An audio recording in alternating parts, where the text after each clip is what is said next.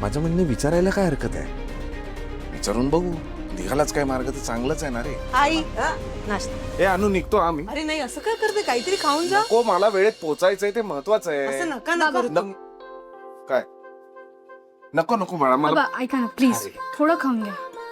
माझा बर्थडे आहे ना आज, माझ्यासाठी.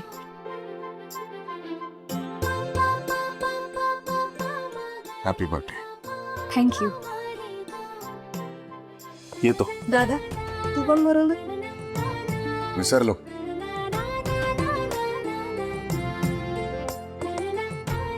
Happy birthday. थँक्यू. चला आता निघतो. नाही निघतो काय, मला माहितीये तुम्ही अशीच घाई करणार. अगं पण आता मी लेकीनं डबा भरवलंय. तयार ठेवला आहे. अच्छा डबा. खा नीट. येऊ आता. अवी वडे तरी खाऊन जा ना. तू का म्हणा, मला काम आहे. अवी भाऊजी वकिलांकडे चाललेत म्हणे. कान चांगलेच तिखट आहेत की तुझे. तुला जेवढं विचारलंय ना तेवढं सांग. भाऊजी वकिलांकडे का चाललेत? आता काय सगळी प्रॉपर्टी त्या पिहूच्या घशात घालणार आहेत का? आत्ता बोललीस, परत जर तू हा विषय काढलास ना तर तो दिवस तुझा या घरातला शेवटचा दिवस असेल, लक्षात ठेव. शांतपणे गिळायला मिळतंय ना, तर खा ना. हे घे, खा. आई आवडला ना तुम्हाला वडा? एकदम झकास वडे झाले आहेत. आई तू चक्क वहिनीचं कौतुक केलंस. अगं अपघात होतात ना, नाही काही. ए असे बघताय काय सगळे माझ्याकडे भूत बघितल्यासारखं? अरे खरंच चांगलं झाले म्हणून म्हणाले मी.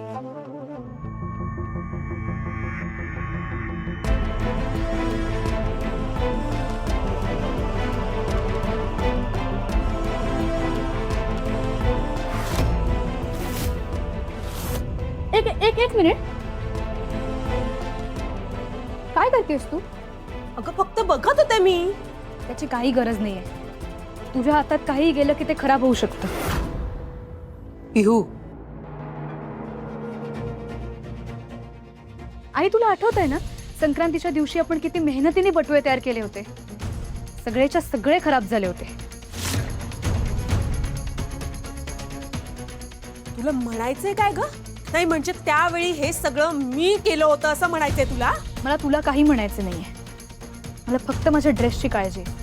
माझ्या आईने खूप मेहनतीने ड्रेस बनवलाय आणि तो संध्याकाळी घालायचा आहे मला. ठेव, जपून ठेव तुझ्या आईने बनवलेला डिझायनर ड्रेस. वहिनी तुम्ही शांतपणे बसा. बघ बसा बसा, चिडू नका. हे घ्या खातो. सॉरी. तू इकडे आपल्याला तयारी करायची ना बाळा. मला मग क्लासला पण जायचंय. तू क्लासला जाणार आहेस आज? हो जावं तर लागेलच ना. अगं आई तू बिंदास क्लासला जा, काहीच टेन्शन घेऊ नकोस. मी आणि पिऊताई करू डेकोरेशन. ए मी पण आहे, फ्री आहे मी, हेल्प करेन तुम्हाला. बेस्ट. आम्ही आलो हा आवरून. हे खातो का? चला मी पण आवरतो, जायचं ऑफिसला.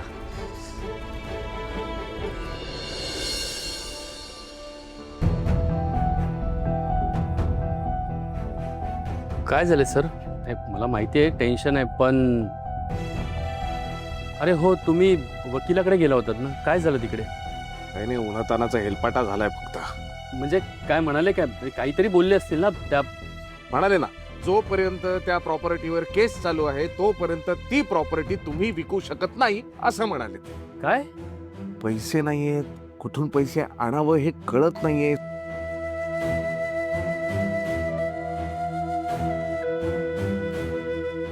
राघव, तू कसं सर्व्हाइव्ह करतोस?